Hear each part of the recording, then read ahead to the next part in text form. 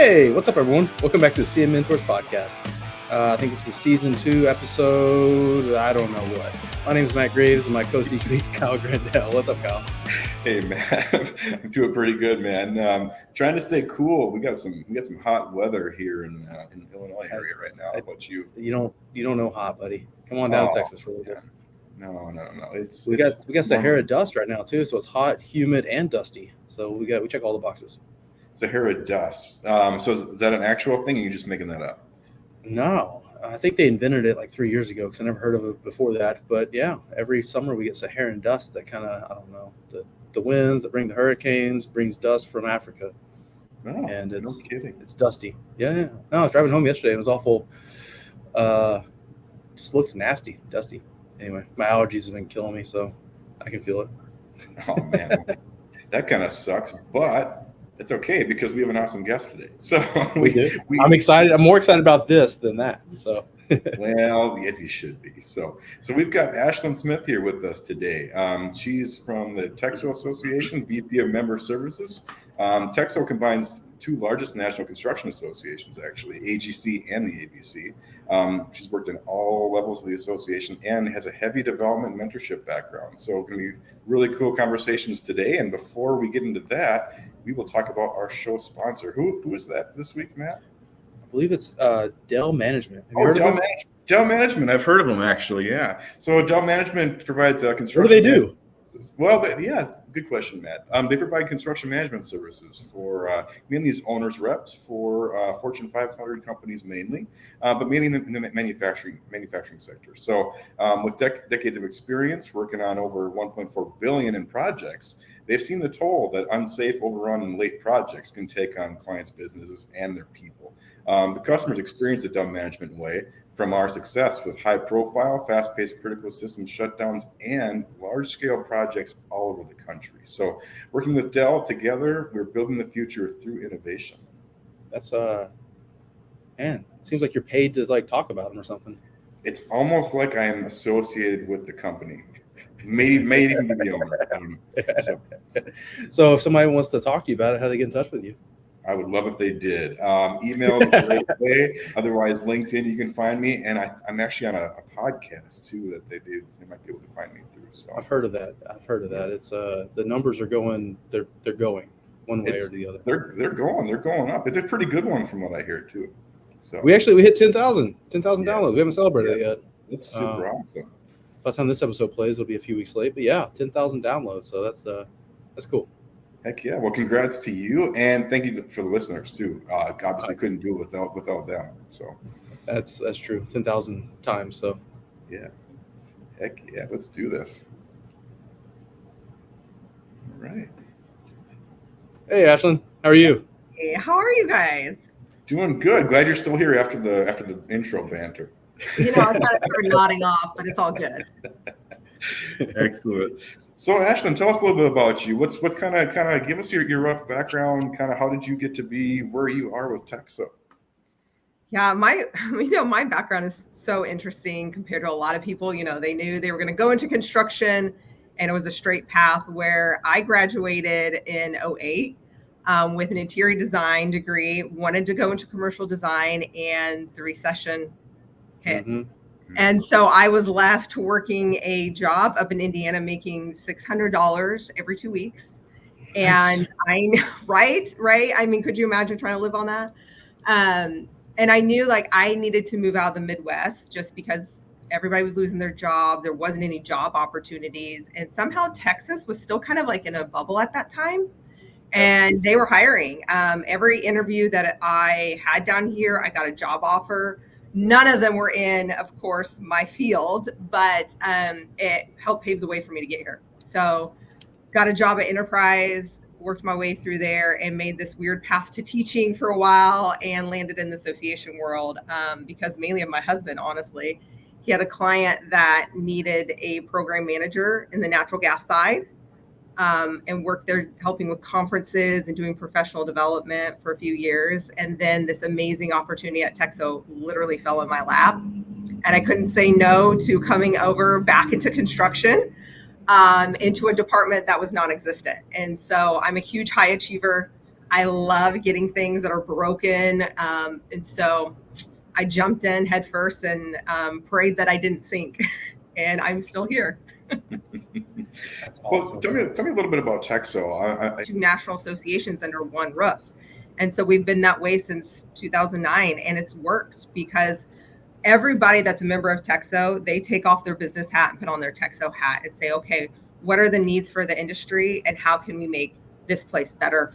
I feel like, I mean, Texas, like, I do think Texas is unique, like you just said, but I think even inside of Texas, I think Dallas Fort Worth is even uniquer in that the way that it seems to be it seems to be a very tight knit community. I mean, I'm not saying that, like, I mean, I'm in the Houston area and I've been in Austin. I'm not saying that those aren't, but I just feel like it's more collaborative in the Dallas Fort Worth area than I kind of feel like I see in other areas. And maybe I'm naive and something else, but I don't know. I just feel like it's been different.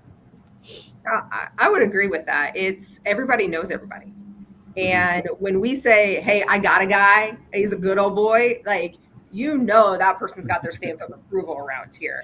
And lo and behold, 20 people that maybe you know are going to know that person and, you know, their character and loyalty. And so I agree with it. It is very tight knit around here. And I didn't realize that until I really got into the construction here. And I was like, whoa, like everybody is connected somehow, some way.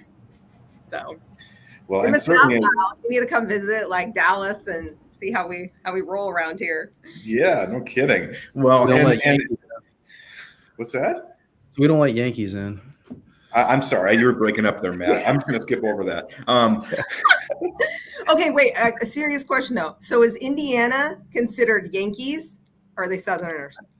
I mean, I draw the line through the middle of Oklahoma, but so I was a Yankee. Everyone calls me a Yankee. I think I've earned the title of Texan since I've been here since 2009. But yeah, everyone's my wife's whole family's from like Muncie area. So okay, yeah, Ball State. Been up there to visit. Yeah, her parents both went to Ball State, and we've been up there to visit. It's a cool area. I like it. Don't lie. Don't lie. There's nothing up there. I liked it. They got seasons. I don't have that in Houston. Okay, that is true. That is true. I do miss the falling leaves. I don't miss the snow. Yeah, and it's kind of funny. I was down south for a couple of years. The snow I started to miss a little bit. It's always been a part of my life, but I can see how it may not be a big thing to some people too. So I can see both ways on it. It's fun for a day, and then after As a that, novelty item. Yes, it's like I'm over it. So when it snows here, like my boys think it's the coolest thing in the world because we don't have snow all the time. So back to the associations for a second. So there's certainly a lot of value from them, of course. I mean, that's why they're around, and our company's involved with some as well. But really, it's the engagement in the associations that brings them value. And can you speak a little bit to what the engagement, really what it leads to, and maybe what the next generation should be thinking about, and what they're missing if they're not leveraging it? That's such a great question. We have definitely here at TEXO started paying attention about the next generation. And when I say it's not just Gen Zs, it's millennials too, because we're seeing a lot of the millennials, they're moving up in the company. Some have their own companies. They're taking over as presidents, VPs, and they have a different way of doing things than the Gen Xers and Boomers. The Boomers, we felt like very much being part of a club or an association was like a country club. It was where everyone went, you had your chicken dinners and you had fun, where now we want to strategically align ourselves with companies and their employees so that those generations see what they can get once they get plugged in. And so we have our Young Constructors Council. It's a year-long program for young individuals in the construction industry. And that's where we're like, if you're brand new, get in, because you're going to build your network. You're going to learn leadership skills. You're going to learn the importance of getting plugged in and why you should be engaged, not just now, but your whole life. And we have members that have been members for years that will tell you the reason why I'm still here is because you guys fight for us. You fight for the industry. I have built lifelong friendships here that I will do, Thanksgiving dinners with.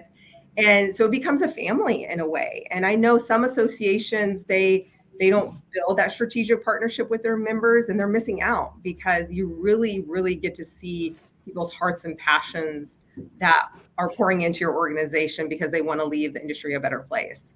So for the Gen Zs, what we're really doing is focusing more on like social media, giving them the content they want. They want to be poured into. They want people to be honest and real with them.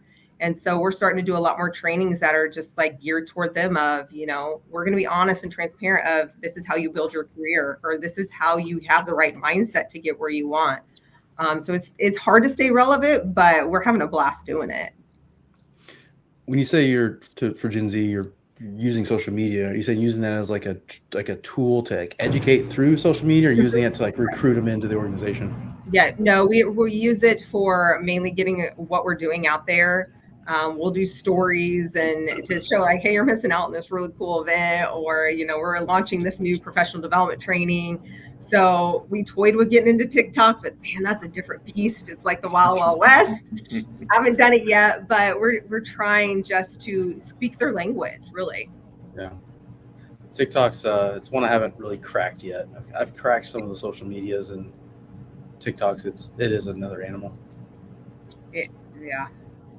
Well, and it's challenging because I feel in the industry, because it's almost like anti-construction industry, because we're in construction, it's changing, but it's been so old school. It's been so nitty gritty, got to come up through the school of hard knocks type thing. Yep. Whereas TikTok and the new technology stuff, it's harder to adopt, I think, for those types of people, but they're retiring, and there's going to be a shortage because of it. So. Exactly. And that's what we're starting to see slowly.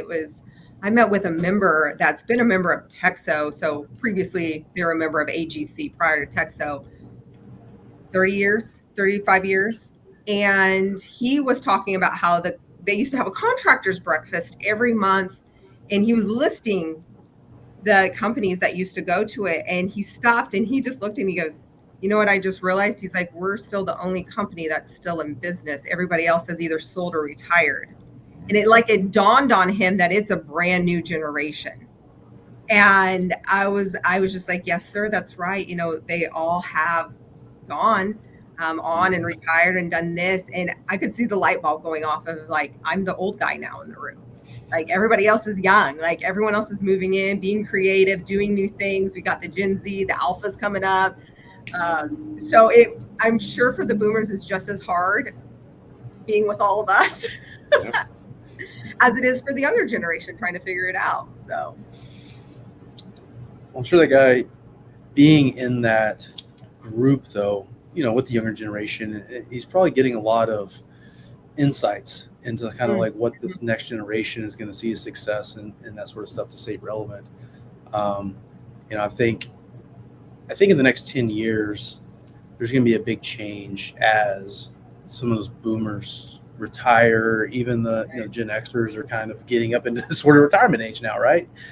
So kind of the millennials and stuff are really going to start taking some higher leadership roles. I mean, there's already a number of people like this guy, Kyle, but, that are running businesses and stuff. But there's always a different mindset of how to kind of run a business, how to kind of treat employees, work-life balance, all that sort of stuff. So I think some of the big name companies out there that don't stay with the times, that kind of do it the old school way, the newer generations aren't necessarily going to put up with that. Maybe in 10 years, some of those big name companies aren't going to be at the top of those ENR 500 lists anymore, right? You're going to have a whole changeover.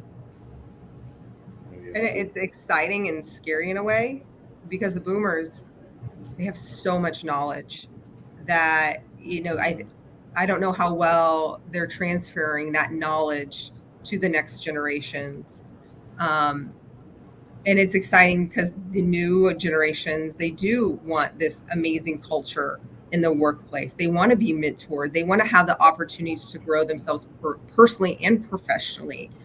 They want to lead teams. And so it's this very much like partnership now in the workforce. And a lot of companies then, like you said, I'm going to tell you what to do. You better listen to me. This is how we've always done it. And so it's really cool to see how construction is changing that, because I mean, in all reality, we have a bad persona of being this, we don't treat our employees right, and nobody wants to work for construction anymore. And so I've been really being on the side of the association. I've gotten to go into a lot of companies and see their cultures and the core values and what they do for their employees and how they pour into them. And it's really refreshing to see what we're doing. What are you seeing for membership on the TEXO side? As far as, are you seeing a growth of the younger generations now? Is that starting to happen, or do you feel that it's not where it should be yet, or kind of what are you seeing as far as who's joining the associations? So with us, we're pretty unique. So it's companies join. So once a company, let's say a Turner joins, all of their employees are members. And so for me, I'm seeing a lot of that younger generation that has recently been hired. Maybe they've got 2, 3, 4 years underneath their belts being in the industry, that are starting to serve on our committees, especially our foundation side that focuses on workforce development, seeing them serve on that side, volunteer, go back into high schools and teach the school-age kids about construction. And even at our events, we're starting to see them more so. I would say it's still millennial and Gen X heavy than anything else, but we're definitely seeing it. And our members are talking about it, because I've had some like, hey, Ashlyn, do we have a networking class? Because they don't know how to network. Like, they don't know how to go talk to people.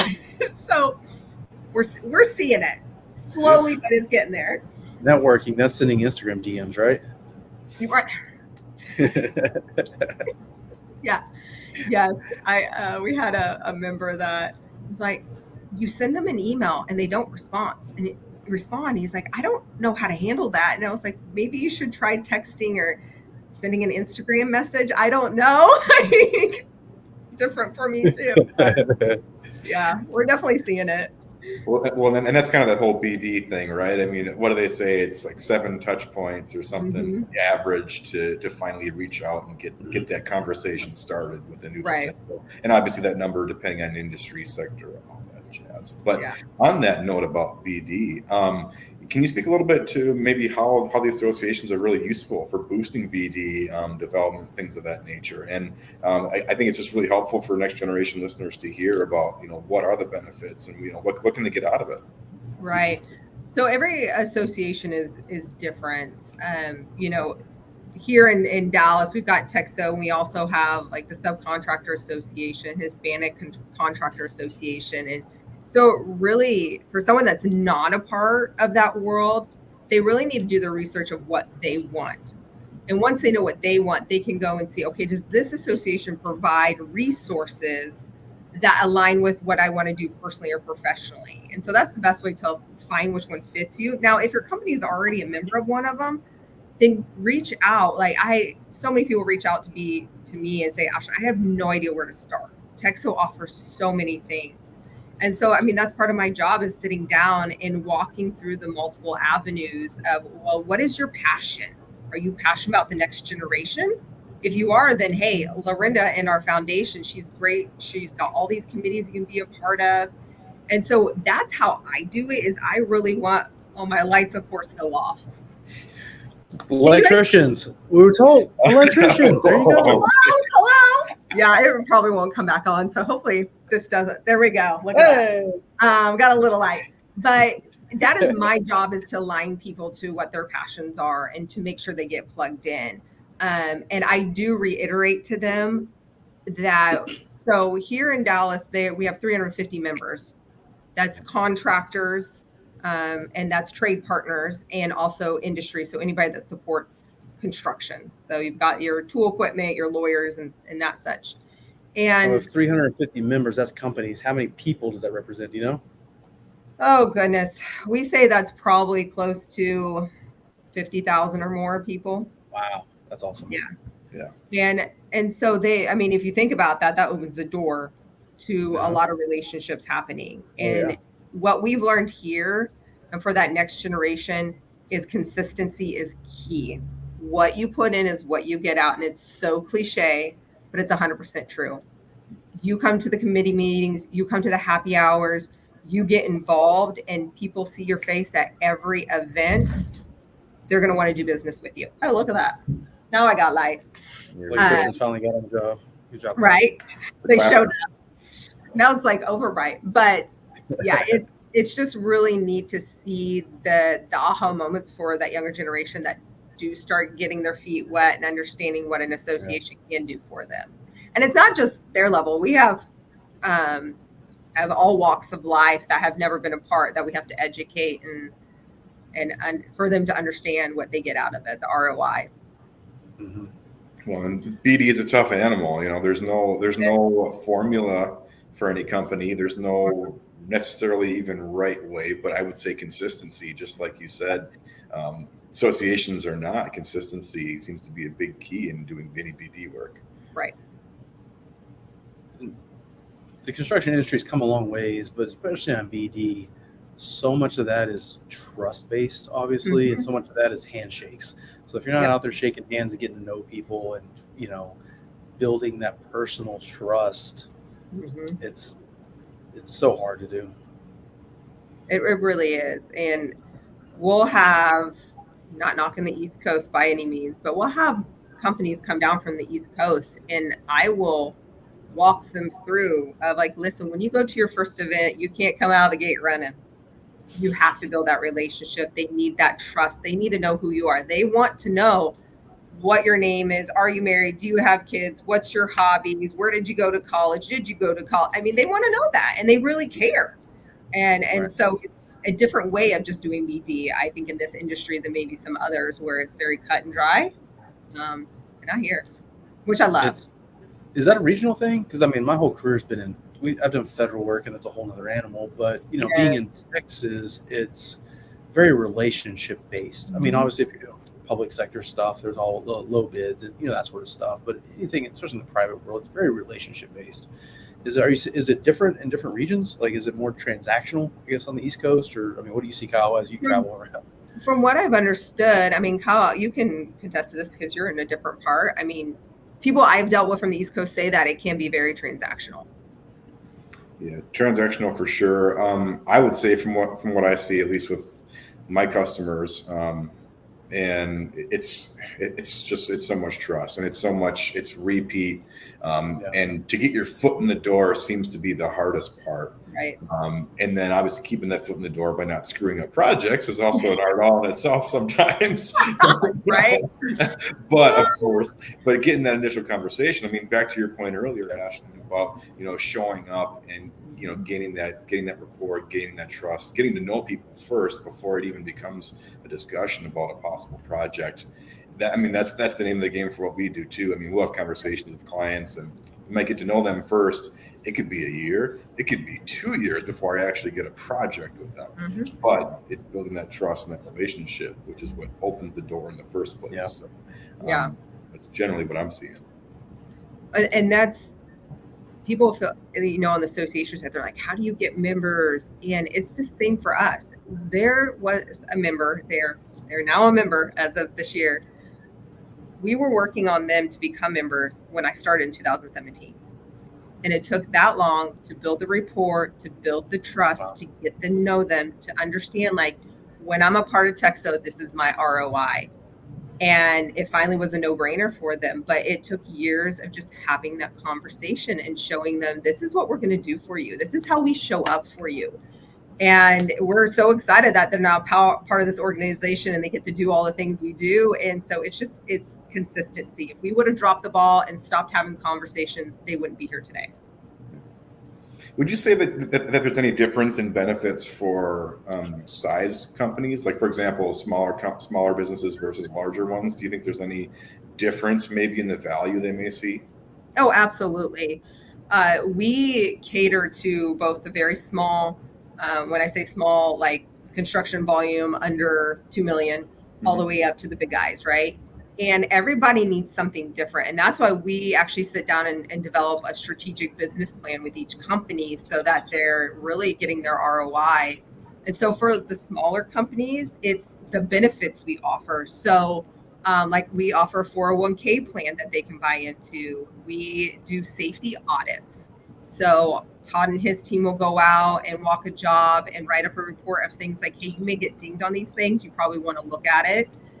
We also have a great relationship with OSHA. So if OSHA comes to your job site, they can call us and we'll go help facilitate that conversation. Wow. So we do a lot of things for those smaller companies that they can't afford to go out on their own and do it. So being a part of the organization helps. Even with like our training, we're in Dallas. We want to have worldwide training that's amazing.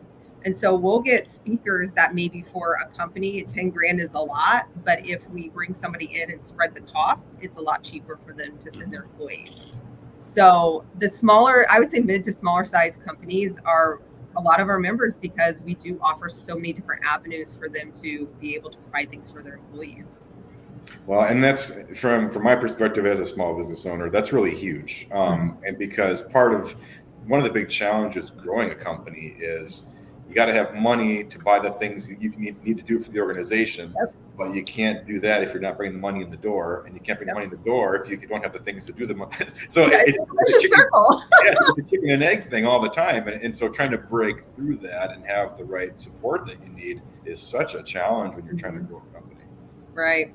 And what we've realized too, and this is probably all spun from COVID, is we have committees now, like our HR committee that meets on a quarterly basis, and they roundtable about really difficult topics that are in the industry that if you have a small business and you are HR along with everything else, it helps just to have that peer group to go to and be like, I have these issues and I don't know how to handle them. Can you help me? Or do I really need a consultant for this? Or can you give me some resources? And so it's really about how can you grow somebody professionally and their company so they don't feel like they're running in a circle or, like you said, the chicken and the egg. So it's pretty cool to see how you can help one another while all doing the same thing. Well, yeah, and also too, I'll jump in one more time here, but it feels like something else about running a business, especially younger generations, I'll call myself one of them for this discussion, is that we didn't get the knowledge hand down from the boomers per se that were running the companies. So we're kind of just figuring it out on our own as we go. And having some of that mentorship and guidance could really just make or break the business, honestly, because cash flow is so tight when you're trying to grow that you make the wrong hire, if you make the wrong mistake, you're done. Right. Yep. It is 100% true. What does the technology group do? Are they testing technologies and presenting it to the team to kind of get that? No. So this, we started it last year. Our members will come to us with ideas all the time or needs, depending on what they're seeing within their company. And this was a need from one of our subcontractors who said, I would love to have a technology company or committee that focuses on the different facets of all the technology that's coming into construction and roundtable about it or have happy hours where we get to just know our peers. And so it's more of a peer group right now, I would say, where they just talk about AI, what's coming down the pipeline, how they're using technology on the job sites, how are they using it to do drawings, things of that sort. So it's still in the very baby stages, but at least they've built a nice 12-person peer group to talk about all those things. That's awesome because there's so much technology changing so fast. And every time I get on LinkedIn, I get another request from some founder, some context startup and they're doing all this stuff. And it's hard to really, I feel like I'm probably, I'm going to say smarter than the average bear when it comes to that sort of stuff, just because I do a lot of research, I'm reading it. And I say smarter, I guess maybe read up or whatever. Anyway, but I'm just thinking your average construction business owner or team or whoever you want to say, there's so much happening so fast. How can they don't have time to do all these demos, right? They're managing projects, do all this sort of stuff. How do they decipher what's good and what's BS and what's actually going to give them value? And it's an impossible task. I think it's a lot of trial and error right now because everyone is over inundated with all this technological things that can help you some way, somehow. And like you said, they just don't have time. They really don't. And so, if we can help in any way, that's one thing we're like, let us know so we can do the research for you. But in all reality, they got to be able to use it to figure out if this is a good thing or not. But it's a lot. especially with the AI. I mean, I feel like that conversation gets brought up on a monthly basis about AI in construction. Well, go ahead.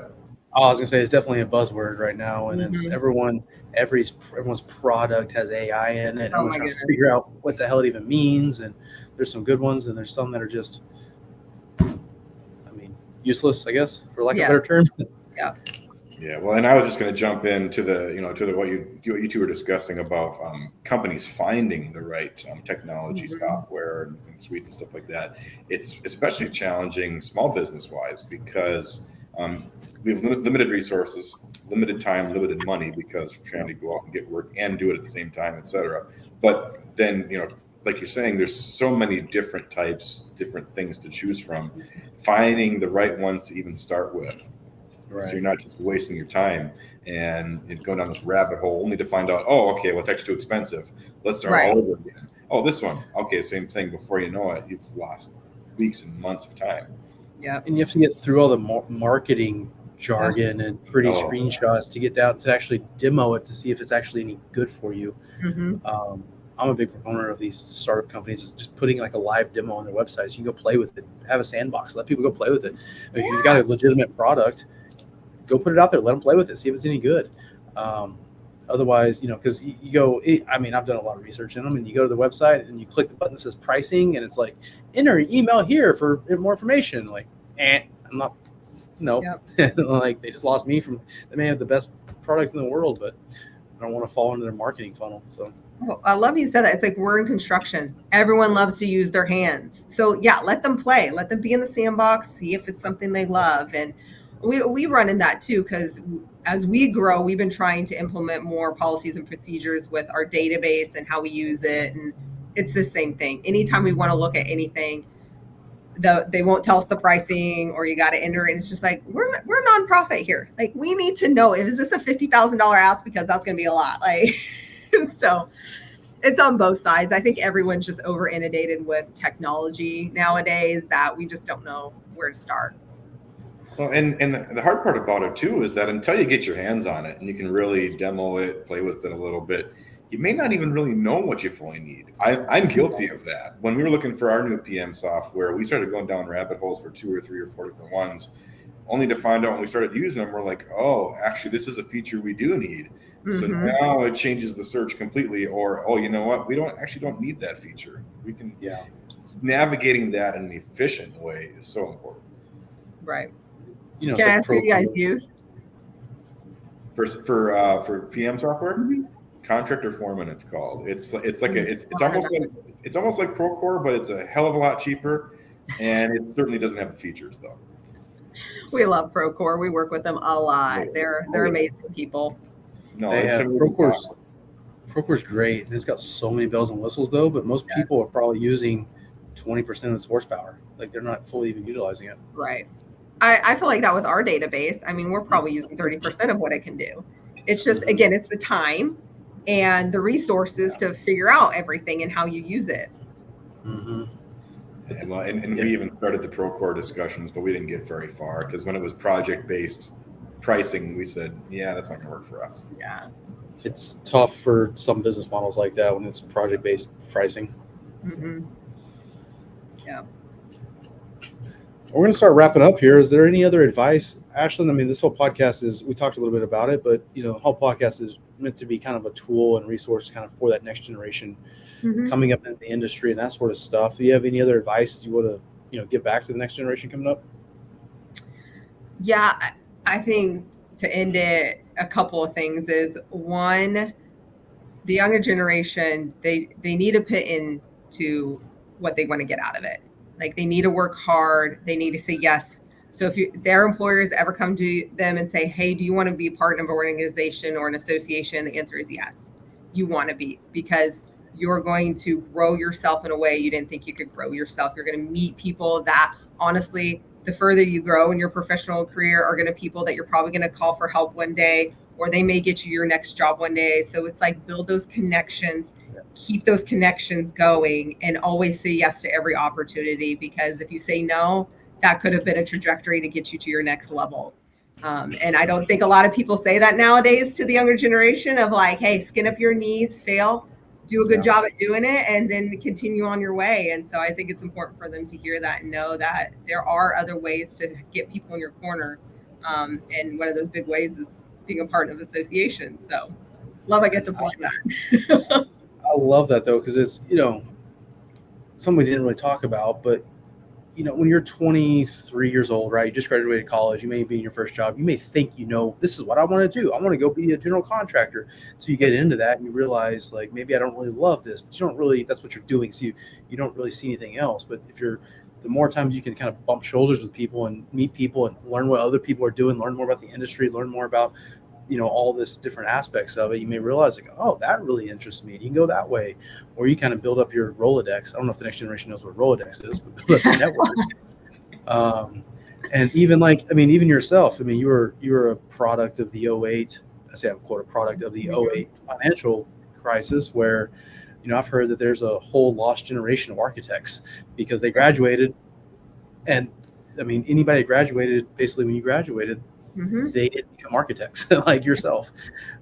So if, I think we're in, it depends who you ask, we could possibly be in a bubble right now on the next financial crash, and it's going to shuffle the whole deck again. So the bigger network, the bigger things, people, and just, you're more likely to land on your feet if the whole thing comes crashing down. Yeah, I completely agree. And looking back now, obviously when I graduated college, I didn't even have a chance to build that network. Right. I feel like my life would have been totally different if I would have had a chance to build that network before the crash happened. And so now seeing it firsthand and experiencing just the network I have, it's so important just to, even if it's hard, because I know there's introverts out there, they don't want to talk to people. They don't want to go to happy hours. Then don't do it that way. I'm more of a relator. I love to take people to coffee and lunches and get to know them one-to-one. It's like, do it that way. Right. Do BD the way you would want to do it, because that's the only way you're going to make those relationships and continue to stay in touch with those people, is being authentically you, not how anybody else is. So I think it's just important for anybody's career to continue to do that. Yeah, well, and it's so important also too, just tying it back into what we talked about earlier regarding building a relationship and the amount of time it takes as well.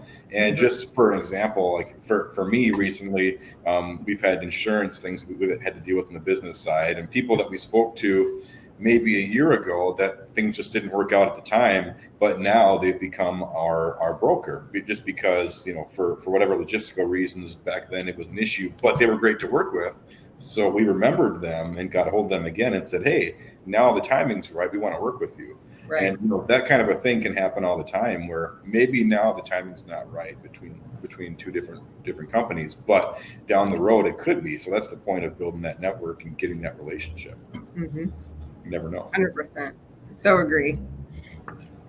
Great. All right. Well, with that, thank you so much, Ashlyn. I think we're pretty much at time here. Yeah, I loved talking with you guys today. It's so great to talk to you, hear about the associations. TEXO sounds amazing, super cool, combining those two organizations. Well, whenever you're in Dallas, you're gonna have to stop by and see us, because it is really a unique, very cool place, and we enjoy what we do and what we can do for the industry. So I just spent a week in Dallas. I should have stopped by. Yes, you should have. Well, next time you're up here, let me know, and you can. Will do. And if we have any events, you got to come to them. We always have such a blast at those, and love to introduce people to new individuals. Excellent. Well, Ashlyn, if anybody wants to get a hold of you and learn a little bit more about it, what's the best way? Definitely email. So I don't know if I give it to you guys and you can help people, but definitely my email is a great way to get more information about what we do and how they could get involved and all that good stuff. Excellent. Perfect. Sounds great. Well, then with that too, also don't forget, anybody listening, get a hold of us for any questions. If you want to get a hold of Ashlyn as well and give the information, you can always DM us. Otherwise, for any upcoming projects, jobs, opportunities, follow, share us too, and keep listening.